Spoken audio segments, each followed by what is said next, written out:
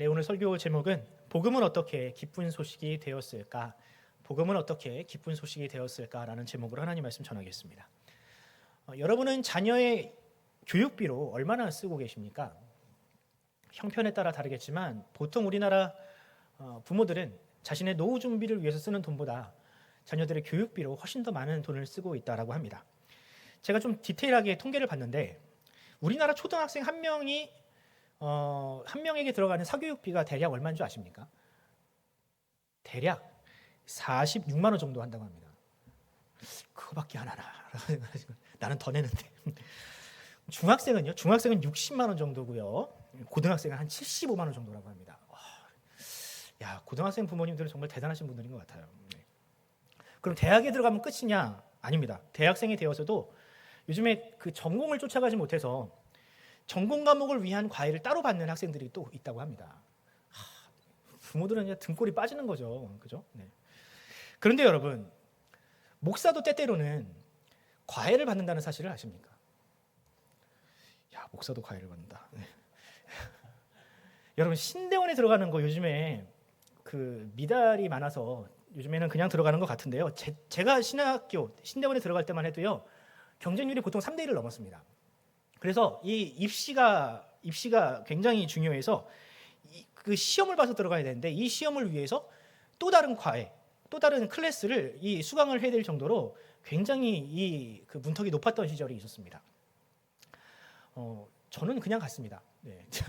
저는 이제 총신 4년을 나와가지고 그때 이제 총신대학교에서 성적이 우수한 학생들한테 우수하다 그러니까 또 교만해 보이는데 우수한 학생들에게 이제 프리패스로 신대원에 갈 수 있는 자격을 줬어요. 저는 그냥 프리패스로 갔거든요. 근데 여러분들 신대원을 나오면 그럼 다 전도사가 되고 목사가 되느냐라고 하면 또 그것도 아닙니다. 신대원을 가보면 사역을 가르치지는 않습니다. 신학을 가르치지 사역을 가르치는 학교는 아닙니다. 그래서 훌륭한 목사 또 훌륭한 사역자가 되기 위해서는요 또 다른 배움을 해야 합니다. 그래서 저도 고등학교 때는 제가 학원 한번 안 가보던 학생이었는데 이 신대원을 가고 또 사역을 하면서 제가 너무 부족한 것을 느껴가지고 세미나를 굉장히 많이 들었습니다. 아마 이름만 들으면 아실 만한 세미나들인데요. 뭐 두날개라든지 전도폭발, 고구마 전도법, 사랑의 기회 칼세미나 이런 것들을 제가 무수히 쫓아다녔습니다. 그럼 그렇게 세미나를 많이 들어서 훌륭한 목사가 되었느냐, 배운 것이 많으냐라고 하면 솔직히 잘 모르겠습니다. 교회 안에서는 굉장히 쓸모가 있죠. 뭐 제자훈련이라든지 뭐 전도폭발이라든지 하면 제가 강의를 잘할 자신이 있습니다. 그런데요, 여러분 요즘처럼 교회에 대한 불신이 팽배한 이 시대 가운데에서 그것을 극복할 만한 도구가 되느냐라고 했을 때는 솔직히 잘 모르겠습니다. 여러분들도 아시다시피 최근 한국 사회에서 교회가 그다지 환영받지 못하고 있습니다.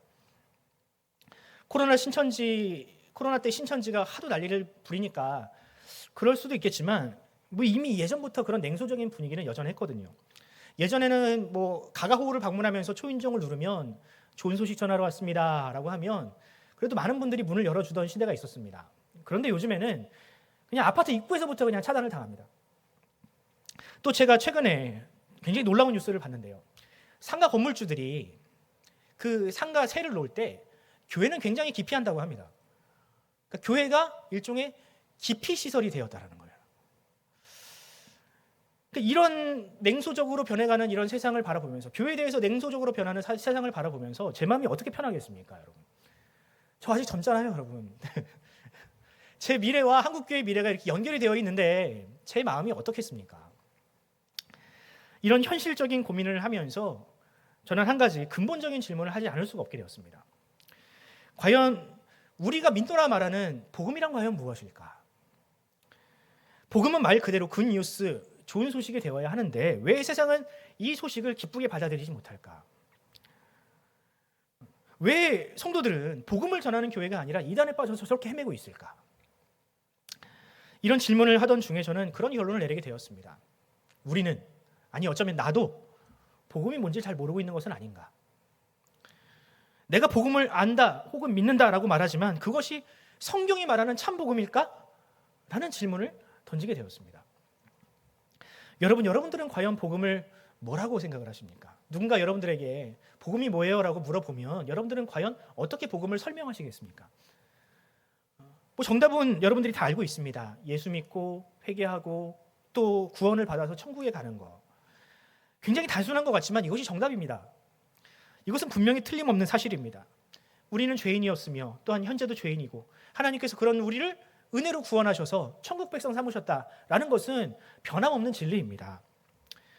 하지만 문제는 우리가 믿는 복음이라는 것이 그냥 이것이 전부라면, 단지 죄 용서받고 나만 천국에 가가지고 그냥 행복하게 사는 것, 그것이 신앙생활의 목적이라면 애석하게도 그것은 세상 사람들이 볼 때는 굉장히 배타적이며 또한 이기적이라는 사실입니다. 여러분 생각해 볼까요? 2000년도 더 지난 예수님의 십자가 사건이 오늘날 이 시대를 살아가는 사람들과 뭐가 관계가 있습니까? 무슨 관계가 있습니까? 단 한 번도 자신을 죄인이라고 생각해 본 적이 없던 사람들에게 예수 십자가가 과연 무슨 메시지를, 어떤 의미를 주냐는 것이죠. 여러분, 천국에 대한 이야기도 마찬가지입니다. 지금 당장 오늘 저녁 창거리를 걱정하는 사람들에게, 물가가 너무 올라가가지고 마트에 가서 전전긍긍하는 사람들에게 내가 죽고 나서의 이야기, 천국 가는 이야기, 그게 무슨 위로와 무슨 평안을 주겠습니까? 제가 믿음이 없어서 이런 이야기를 하는 게 아닙니다. 우리 주변에 있는 무수한 사람들, 평범한 사람들이 이런 생각을 가지고 삽니다. 그저 우리가 믿고 있는 몇 가지 명제들, 단어들, 이런 것만 가지고는요, 오늘을 사는 사람들에게 어떠한 이야기도, 어떠한 기쁨과 위로도 줄 수 없다는 사실입니다. 그럼 과연 성경이 말하는 복음이란 과연 무엇일까? 초대교회 교회가 그토록 목숨을 걸고 지켰던 복음은 과연 어떤 것이었을까? 어떻게 초대교회는 지금보다 더 냉소적이고 교회를 향하여 폭력적이던 그 시대에 그 복음으로 로마를 뒤집어 엎었을까? 여러분이 복음이란 것을 이해하기 위해서는 먼저 과거 사도들과 교회가 선택했던 이 복음이라는 단어를 우리가 다시금 되짚어 볼 필요가 있습니다. 복음은 헬라어로 유앙겔리온입니다. 유앙겔리온. 이 용어는 교회가 만들어낸 단어가 아니었습니다. 이 단어는 원래 전혀 다른 의미로 사용되었던 세상의 용어였습니다. 하지만 교회가 이 단어야말로 우리가 이 복음을 설명하는데 가장 적합하겠구나라고 해서 교회로 가지고 온 단어입니다. 유앙겔리온이라는 단어가 탄생한 배경은 이렇습니다. 당시 로마에서는 그 황제였던 카이사르가 브루투스에 의해서 암살을 당하지 않습니까? 그리고 나서 이 차기 대권을 가지고 누가 황제가 되느냐를 가지고 2인자였던 안토니오스와 3인자였던 옥타비아노스가 전쟁을 벌이게 됩니다. 여러분 아마 로마사를 공부하셨다면 이 정도는 아마 상식으로 알고 계실 겁니다. 이 전쟁에서 승리하는 사람이 로마의 황제가 되는데 이것이 그들만의 문제가 아니라 로마 시민 전체의 문제였습니다. 누가 황제가 되느냐에 따라서 개개인의 삶에 너무나도 큰 변화가 있기에 이 문제는 사람들에게 초미의 관심사였습니다. 지금이야 내가 지지했던 사람이 당선이 안 되면 조금 기분 나쁘면 그만입니다. 몇 년 좀 고생하면 뭐 그냥 내가 나중에 지지하는 사람이 될 수도 있는 겁니다. 하지만 당시에는 그렇지 않았습니다. 당시 로마인들은 어느 쪽이든지 반드시 지지를 천명하고 또 후원을 해야 했습니다. 요즘처럼 뭐 나는 정치 무관심층이요, 나는 중도층이요 할 수가 없었다는 거예요. 어느 쪽이든 반드시 지지를 하고 후원을 했다는 겁니다. 그런데가 내가 지지하는 쪽이 만약에 승리하면 어떻게 되겠습니까? 내가 후원했던 거 고스란히 혹은 그 몇 배로 돌려받게 되겠죠. 인생이 대박이 터지는 겁니다. 반대로 내가 지지하던 쪽이 졌어요. 어떻게 됩니까? 내가 지금까지 후원하던 거 다 공중분해되는 겁니다. 심지어는 누군가를 지지했다가 그 사람에게 뭔가 불순불자라는 낙인이 찍혀가지고 사이로부터 외면도 당할 수 있게 되는 겁니다. 그러니 이 전쟁을 사람들이 관심을 가질 수밖에 없는 거죠. 내 인생 전체가 걸려있는 전쟁이라는 겁니다. 여러분 이번 선거도 한번 보세요. 당선도 안 될 사람에게 지지 의사를 표명했다가 날아간 사람들이 얼마나 많습니까? 그래서 로마인들은요, 그 소식, 내 인생이 걸린 매우 중요한 그 소식에 고유명사, 이름을 붙여서 유앙겔리온이라고 불렀던 겁니다. 보통 소식이 아니었던 거죠. 그리고 사도들은 이 어마어마한 소식, 굉장히 중요한 소식이 담긴, 의미가 담긴 이 단어를 교회로 가지고 들어옵니다. 그리고 이 단어를 성경 전체를 요약하는 단어, 천국의 비밀을 담긴 단어로 사용했습니다. 이 말은 교회가 전하는 이 복음 역시 그와 같다라는 겁니다. 이 소식은 우리의 인생 전체를 뒤바꿀 수 있는 어마어마한 비밀과 파급력을 가진 그 소식이 바로 이 소식이라는 겁니다. 예수님께서 사망 권세를 깨뜨리시고 십자가에서 부활하셨다. 이제 그 승리를 믿는 사람, 예수님을 믿는 사람, 다시 말하면 예수에게 줄을 댄 사람은 그와 같이 이 세상에서도 하나님께서 주시는 아주 각별한 은혜를 받을 것이다. 그래서 이것은 복음이다. 이 소식은 오늘을 살고 있는 우리들의 인생을 결정하는 너무나도 중요한 소식이다라는 것이 바로 이 복음, 유앙겔리온이라는 단어에 담겨 있다는 겁니다. 여러분, 이처럼 사도들이 전한 복음, 그 복음은 장차 먼 미래에 도래할 그 미래, 또는 저 옛날에 구닥다리 이야기가 아니었습니다. 사도들은 지금 오늘 현재 일어난 일들을 이야기했다는 겁니다. 마치 내가 지지하는 사람이 황제가 되면 지금 내 인생이 달라지는 것처럼 이 복음을 듣고 반응하는 사람에게도 그와 같은 은혜와 기적이 일어날 것임을 이 단어는 그 믿음으로 고백하고 있다는 것이죠. 오늘날 교회가 회복해야 될 것이 있다면, 우리들이 잃어버린 것이 있다면 바로 이것입니다. 복음의 현재성. 유앙겔리온이라는 단어가 담긴 복음의 현재성을 우리가 회복해야 합니다. 먼 과거의 일이 아니라, 먼 미래의 일이 아니라 지금 우리와 함께 하시는 하나님의 이야기를 우리가 할 수 있어야만 합니다. 그런데 오늘날 교회는 그런 복음의 현재성을 잃어버렸습니다. 교회는 믿지 않는 사람들은 그다지도 관심이 없는, 믿지 않는 사람들한테는 그다지 관심이 없는 먼 과거의 이야기, 먼 훗날의 이야기만 이야기합니다. 왜 그럴까요? 왜냐하면 지금 나와 함께 하시는 하나님에 대해서 말할 것이 없기 때문에 그렇습니다.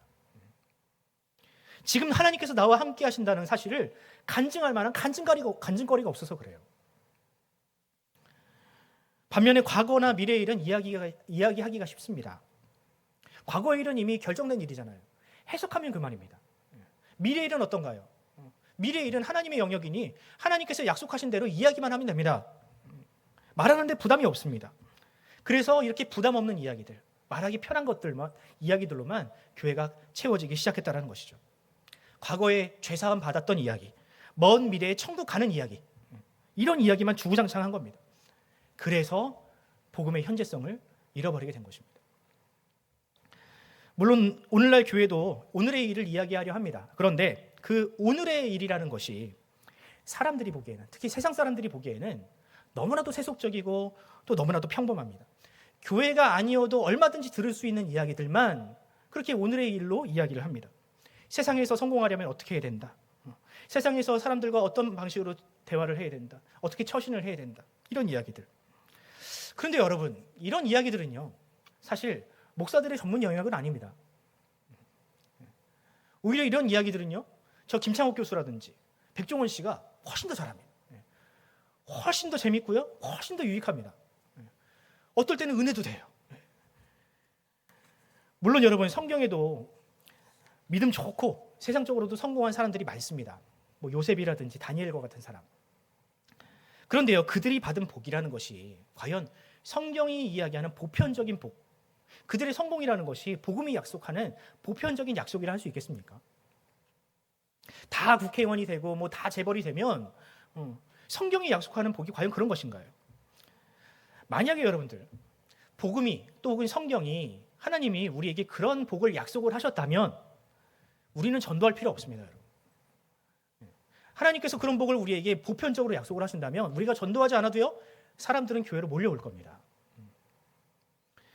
바울이 전하는 복음은 사람들이 듣고 싶어하는 뜬구름 잡는 예언이라든지 또 혹은 막연한 긍정론이라든지 또 혹은 도덕적인 충고가 아니었습니다. 만약 그랬다면 절대로 이 복음이 거절당할 이유가 없겠죠. 아마 그랬다면 여기저기서 김창욱 교수처럼 좀 우리에게 와달라고 요청을 했을지도 모릅니다. 하지만 복음은 그런 것이 아니었습니다. 오늘 본문 22절과 23절을 한번 같이 읽어보도록 하겠습니다. 같이 시작. 유대인은 표적을 구하고 헬라인은 지혜를 찾으나 유대인에게는 거리끼는 것이요 이방인에게는 미련한 것이로되. 아멘. 자, 여기 보면 복음을 들은 사람들의 일반적인 반응이 나옵니다. 유대인들은 어떻게 했다고요? 유대인들은 복음을 거리끼는 것으로 여겼다라고 합니다. 헬라인들, 이방인들은 그것을 미련한 것으로 여겼다라고 합니다. 여러분, 다시 한번 말씀드리지만 사도 바울이 천국 가는 비결, 복 받는 비결을 얘기했으면 이렇게 거리낄 이유도 없고요, 미련하다고 여길 이유도 없습니다. 오히려 그것을 전하지 않았기 때문에, 사람들이 거부감을 느낀 겁니다. 그래서 여러분, 저는 이 짧은 문장 안에 복음의 모든 것이 다 녹아져 있다라고 생각을 합니다. 여러분, 복음이라는 것은요, 누군가에게는 반드시 거리끼는 것이 되어야 합니다. 또 누군가에게는 반드시 미련한 것이 되어야 합니다. 모두에게 환영받는 이야기, 모두에게 편하게 들리는 소식이라는 것은 결코 복음이 될 수 없습니다. 그럼 여러분, 먼저 유대인을 한번 살펴봅시다. 유대인들은 왜 복음을 배척을 했을까? 하나님의 선택받은 백성들이잖아요, 유대인들이. 그런데 왜 그들은 메시아로 오신 예수를 배척을 했겠습니까? 그 이유는 유대인들이 기존에 가지고 있던 이 메시아에 대한 기대와 예수님이 너무 달랐기 때문에 그렇습니다. 유대인들은 메시아가 도래하면 이제 하나님의 나라가 이 땅 가운데 임할 것인데, 그 나라는 유대인들만을 위한 나라, 율법의 나라가 될 것이라 기대했습니다. 그리고 메시아가 그것을 이름으로 율법을 수호하고 다른 민족들에게 그것을 포갑적으로 전하면서 이 율법을 따르지 않으면 다 지옥에 내보내는, 떨어뜨리는 그런 나라를 이 유대인들은 꿈꿨습니다. 힘 있는 지도자, 복수하는 지도자. 22절에 보면 유대인들이 표적을 원했다라는 이야기가 나옵니다. 표적을 원했다. 바로 그런 뜻입니다. 유대인들은 예수님과 바울에게 그걸 요구한 겁니다. 너희들이 만약에 믿고 있는 하나님 나라가, 또는 네가 메시아라면 우리에게 표적을 보여달라고, 힘을 보여달라고, 기적을 보여줘서 이 로마를 뒤집어 엎을 수 있는 힘이 너에게 있는지 없는지를 우리에게 보여달라고 요구한 겁니다. 그게 바로 표적입니다. 요한복음을 보면 유독 표적이라는 단어가 굉장히 많이 나옵니다. 에고에이미라는 설교도 그 표적 가운데 하나였습니다. 만약 예수님께서 나는 무엇이다, 나는 에고에이미 하시면서 나는 왕이다, 나는 지배자다, 나는 너희를 대신하여 이 땅에 복수하러 온 그런 복수를 이루기 위한 그런 메시아다라고 이야기를 했다면 유대인들은 너무나도 환영을 했겠죠. 그러나 예수님은 이렇게 말씀하십니다. 나는 양의 문이다. 나는 포도나무다. 유대인들이 듣고 싶어하는 이야기를 예수님이 하지 않습니다. 이게 바로 유대인들이 예수님을 거절한 이유였습니다. 같은 이유로 유대인들은 바울도 거절했습니다. 바울이 하나님 나라를 전파하면서 보복과 심판을 말하지 않았거든요. 오히려 유대인들이 그렇게 증오하고 미워하는 이방인들도 하나님의 백성이 될 수 있다, 이렇게 얘기하니까 유대인들의 입장에서 완전히 죽일 놈인 거죠. 그렇게 미워할 수밖에 없는 겁니다. 유대인들은 절대로 그런 복음, 복수를 말하지 않는 복음, 심판을 말하지 않는 복음을 환영할 수 없었습니다. 그들은 그동안 자신이 겪었던 수모와 망신과 고통이 보상받아야 한다고 생각을 했습니다. 자신들을 무시하고 종으로 삼았던 저 이방인들, 그들은 반드시 심판을 받아야 된다고 생각을 했습니다. 만약 그렇게 심판과 보복이 일어나지 않는 하나님의 나라라면 그들은 거절할 수밖에 없었던 겁니다. 그래서 유대인들이 예수님을 십자가에 못 박은 겁니다. 자신들이 기대하는 메시아가 아니어서. 그러니까 메시아로 인정할 수 없었다가 아닙니다. 메시아는 메시아인데 자신들이 원하는 메시아는 아니었다라는 겁니다. 그렇게 유대인들의 부흥의 기대에 호응하지 못하는 메시아라면 가차없이 죽여도 자신들에게는 아무런 문제가 없다고 생각을 했던 겁니다. 여러분, 이런 복수심 혹은 보상 심리를 가지고 있는 사람, 하나님은 내 고통에, 내 헌신에 응답하셔야만 한다라는 이 보상 심리를 가지고 있는 사람에게는요, 절대로 복음이 기쁜 소식으로 들릴 수가 없습니다. 오직 자신의 자격 없음을 알고 하나님의 은혜를 간구하는 사람만이 오직 이 복음을 기쁜 소식으로 들을 수 있습니다. 여러분, 그런데 한번 생각해 봅시다. 곰곰이 생각해 보면 우리가 가지고 있는 이 믿음, 그동안 가지고 있었던 이 믿음이 과연 유대인과 무슨 차이가 있습니까? 나만 잘 먹고 잘 살면 되고, 하나님께 나만 은혜 받으면 되고, 나중에 주님이 오시면 내 고통과 내 슬픔에 다 보답하시고, 나를 괴롭히던 사람들 다 심판하시고, 내가 지금은 조금 비루하게 살지만 내가 그동안 교회에 낸 어떤 헌신이라든지 그런 게 있으니 나중에 하나님께서 천국 가면 나를 위해서 아름다운 집을 지어주실 것이고, 한때 우리가 그런 믿음을 가진 적이 있었잖아요.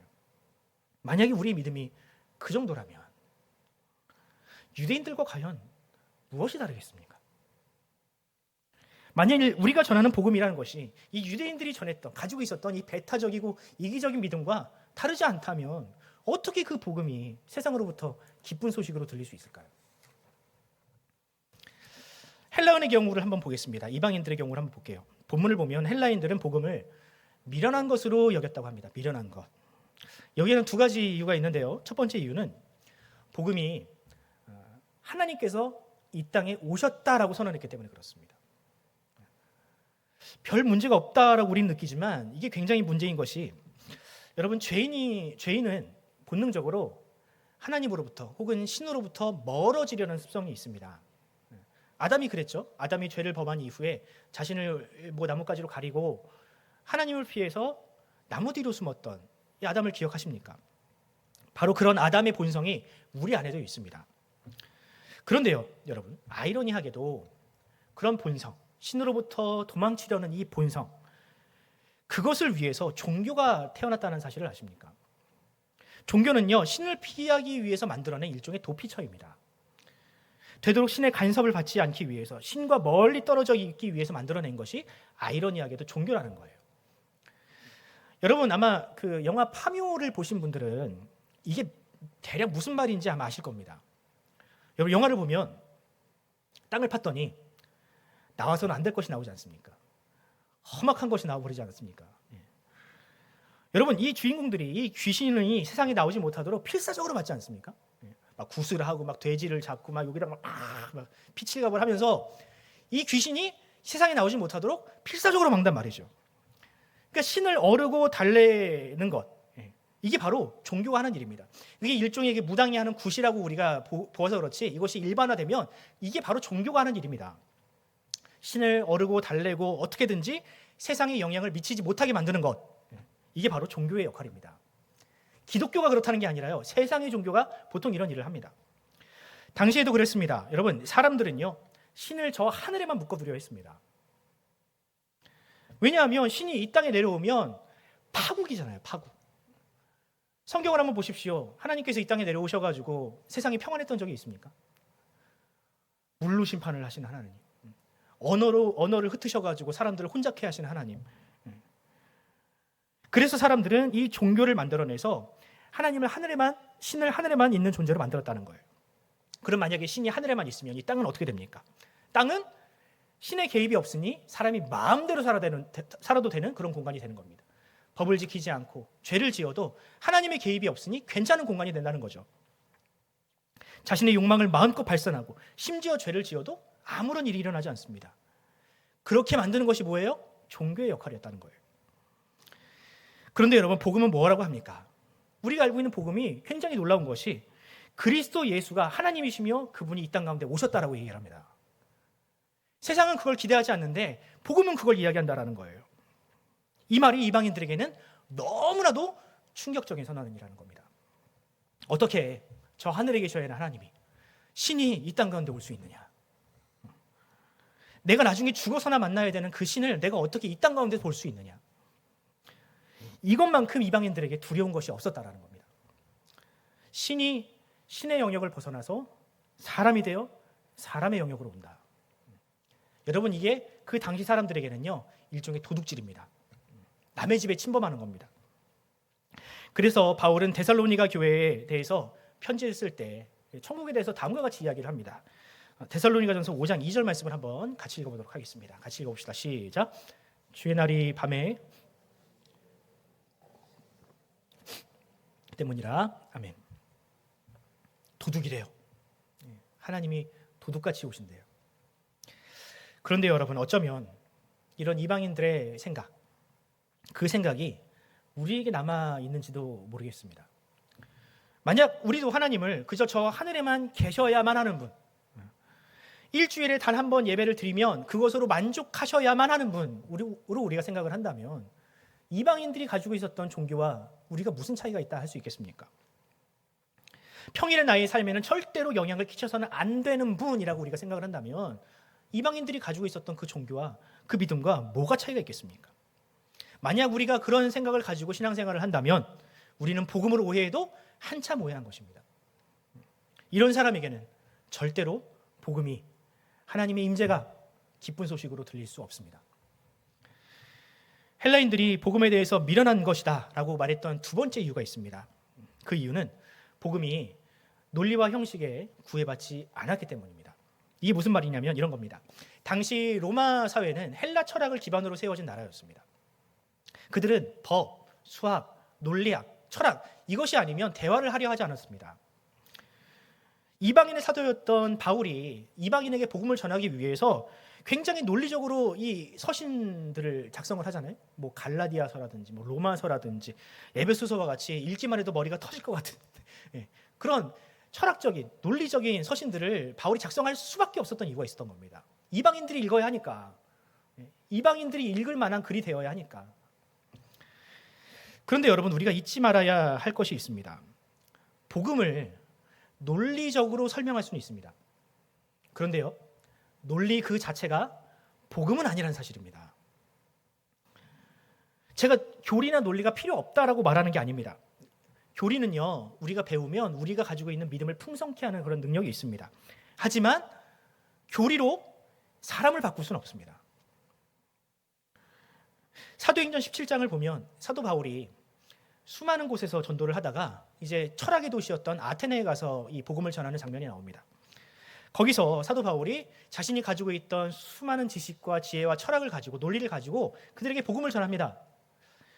그런데 그거 아십니까?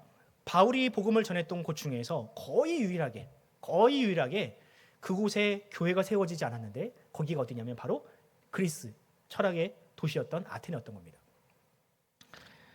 역사적으로 이 바울과 같이 성경을 논리적으로 혹은 교리적으로 설명하려 했던 때가 있었습니다. 바로 르네상스 인본주의 철학이 발흥했던 17세기 유럽이었습니다. 그때 유럽에서는 이제 우리가 맹목적인 신앙을 좀 벗어나자, 우리가 언제까지 종교의 종노릇을 해야 되느냐, 우리가 좀 이제 사람에게 집중하자라고 하면서 과거 그리스 로마로 돌아가야 된다, 철학으로 돌아가야 된다라는 이 합리주의 사상이 발흥했던 때가 있었습니다. 당시 교회도 그런 어떤 분위기에 편승해서 이 복음을 굉장히 논리적으로 또는 교리적으로 잘 정립하려 했던 시도가 있었습니다. 뭐 하이델베르그 요리문답이라든지 각종 요리문답서가 그때 작성이 됩니다.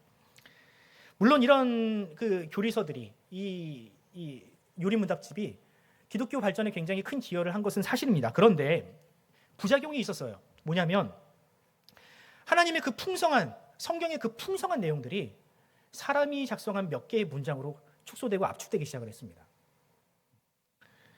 사람들이 더 이상 성경을 안 봐요. 왜? 교리책만 보면 될 것 같으니까. 초월적인 존재이신 하나님의 역사들이 그냥 사람이 이해할 만한 단편적인 사건들로 그렇게 축소되기 시작을 했습니다.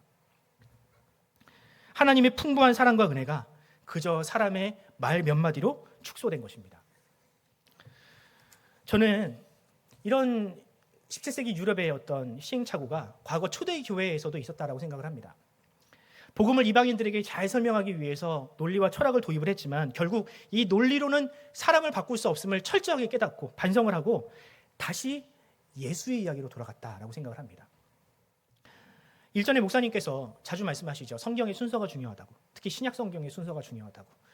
여러분, 신약 성경에서 가장 먼저 기록된 책이 뭐라고 알고 계십니까? 갈라디아서입니다. 갈라디아서. 갈, 대대, 고고로, 에골, 빌빌, 딤디디. 이렇게 작성을 하고 그 이후에 비로소 복음서가 작성이 됩니다. 왜 초대교회는 사도들의 서신 또는 사도들의 편지로 충분하지 않았을까요? 충분하지 않았으니까 복음서가 기록된 겁니다. 그런 어떤 서신들이라든지 철학들이라든지 교리로만 가지고는 사람이 도저히 변화되지 않으니 다시금 예수의 설교, 예수의 행적, 하나님의 이야기를 다시금 작성할 수밖에 없었던 겁니다. 그리고 거기다가 복음서라는 단어로 그것도 4권이나 편찬을 할 수밖에 없었던 거죠. 결국 무엇이 중요하다라는 뜻입니까? 논리도 중요하고 철학도 중요합니다. 교리도 필요하죠. 하지만 예수 그리스도의 이야기, 하나님이 이 땅을 사랑하신 이야기, 하나님이 사람이 되셔서 이 땅 가운데 오셔서 우리와 같이 볼품없는 사람들, 장애인들과 죽은 사람들을 살려내시고 그들과 함께 호흡하시는 그 이야기가 결국은 사람을 변화시킨다, 죄인을 변화시킨다라는 사실을 그때 교회도 고백했던 겁니다. 아무도 거들떠보지 않았던 바로 우리들을 하나님께서 우리를 사랑하셨다, 그들을 위하여 십자가를 지심으로 그 생명을 우리에게 허락하셨다라는 이야기만큼 중요한 이야기가 없었다라는 겁니다. 그러므로 사랑하는 성도 여러분, 복음은요 교리나 논리가 아닙니다. 교리가 쓸데없다는 이야기가 아닙니다. 교리를 아는 것도 중요하죠. 하지만 교리책 몇 권 읽는다고, 유명한 사람 책 몇 권 읽는다고 사람은 절대로 구원에 이를 수 없습니다. 저와 같은 목회자가 하는 설교요, 이거는 그냥 다 써봅니다. 구원은 오직 하나님의 말씀을 통해서만 가능합니다. 하나님을 만난 사람, 말씀을 통해서 하나님을 경험한 사람, 그 하나님께서 지금 나와 살아 역사하시고 호흡하신다는 사실, 그 사실을 믿는 사람, 경험한 사람만이 오직 구원에 이를 수 있습니다. 그러므로 성경을 통해서 하나님을 만나시기 바랍니다. 사람의 정서를 자극하고 카타르시스를 일으키는 여러 가지 집회들, 그런 집회들 쫓아다니지 마시고요. 유명하다고 하는 어느 사람들, 어떤 목사라든지 어떤 교수라든지 그 사람들 이야기에, 그 사람들에게 의지하는 신앙생활을 하지 마시고요.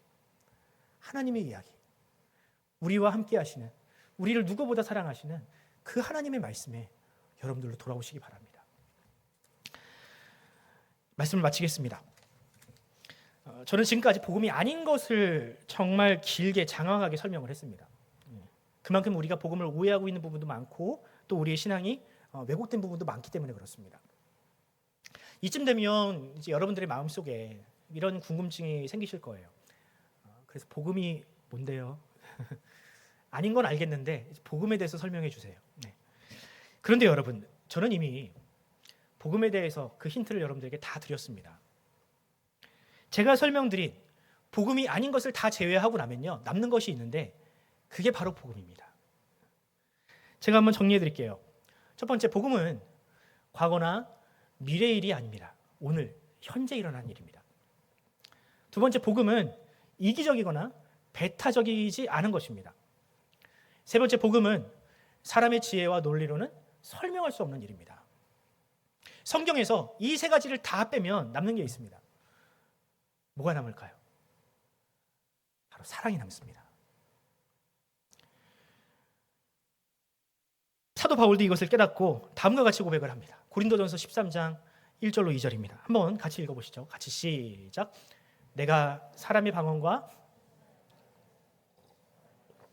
소리나는 구리와 울리는 꽹과리가 되고 내가 예언하는 능력이 있어 모든 비밀과 모든 지식을 알고 또 산을 옮길 만한 모든 믿음이 있을지라도 사랑이 없으면 내가 아무것도 아니다.